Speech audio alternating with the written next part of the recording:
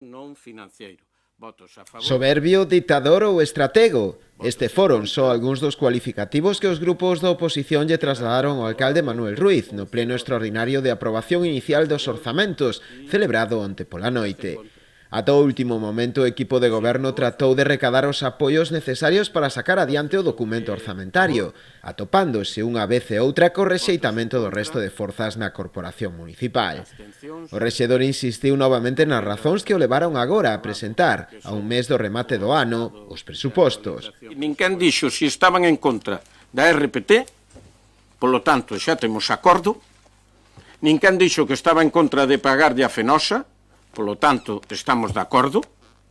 Ninguén dixo que estaba en contra de poñer 125.000 euros para o servicio de atención ao domicilio, polo tanto, estamos de acordo.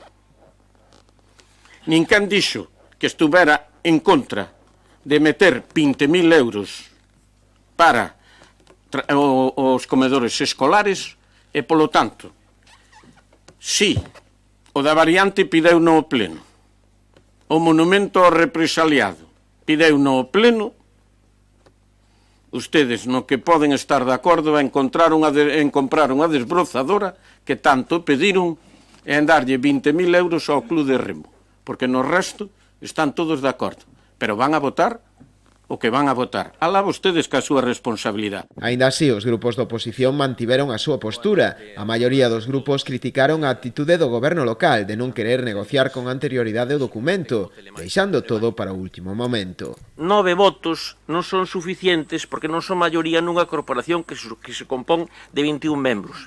E entón, hai que actuar ca humildade democrática e ca capacidade de actuación que esos 9 votos dan sobre unha corporación de 21 votos. Estamos a favor de la subida salarial, evidentemente. Estamos a favor de la RPT, evidentemente.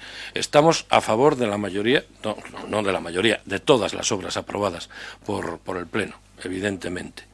Entonces nos quedan ahí esos 750.000 euros. Vale, ¿por qué no los negociamos? Vale, pues no los negociamos y llegamos a estas alturas. Entonces, lo dicho, no vamos a votar a favor. Eu dígolle agora, se vostedes queren chegar a un acordo, o Bloque Nacionalista Galego está disposto a chegar a acordos, pero teñen que ser acordos dialogados, consensuados e beneficiosos para a xente de Ribeira.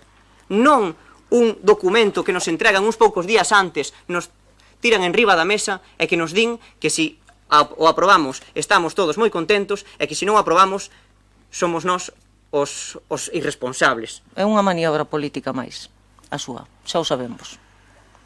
Completamente seguros, vale? Pero o que non lle van a ter culpa os grupos da oposición é da súa soberbia, da súa actitud dictatorial, nin da súa falla de diálogo para negociar este documento.